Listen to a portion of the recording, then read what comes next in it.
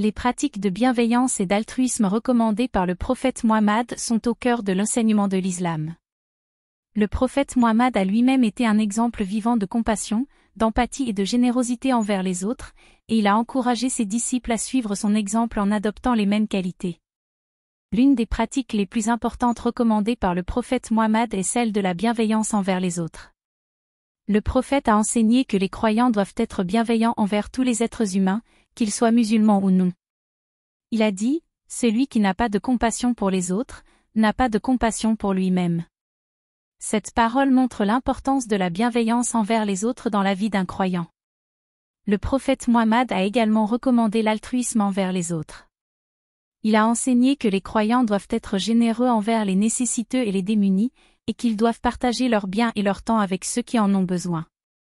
Le prophète a dit, « Celui qui soulage un croyant de ses soucis, Allah le soulagera de la souffrance du jour du jugement. » Cette parole montre l'importance de l'altruisme dans la vie d'un croyant, et l'impact positif que cela peut avoir sur sa vie future. Le prophète Mohammed a également recommandé de faire preuve de patience et de tolérance envers les autres. Il a enseigné que les croyants doivent être patients envers ceux qui les blessent ou les offensent, et qu'ils doivent répondre à la violence par la douceur et la patience. Le prophète a dit, « Celui qui patiente, Allah lui donne la victoire. » Cette parole montre l'importance de la patience dans la vie d'un croyant, et comment elle peut mener à des résultats positifs et constructifs dans les relations interpersonnelles. En plus de ces pratiques de bienveillance et d'altruisme, le prophète Mohammed a également recommandé de respecter les droits des autres. Il a enseigné que les croyants doivent respecter la vie, la propriété et l'honneur des autres, et qu'ils doivent traiter les autres avec dignité et respect.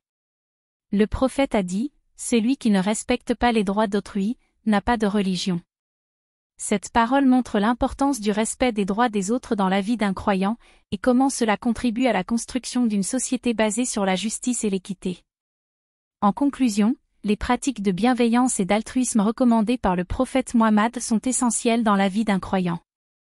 En suivant l'exemple du prophète et en adoptant ces qualités, les croyants peuvent non seulement améliorer leurs relations interpersonnelles, mais aussi contribuer à la construction d'une société meilleure et plus juste. Que les enseignements et les pratiques du prophète Mohammed continuent à inspirer et à guider les croyants du monde entier dans leur quête de bienveillance et d'altruisme.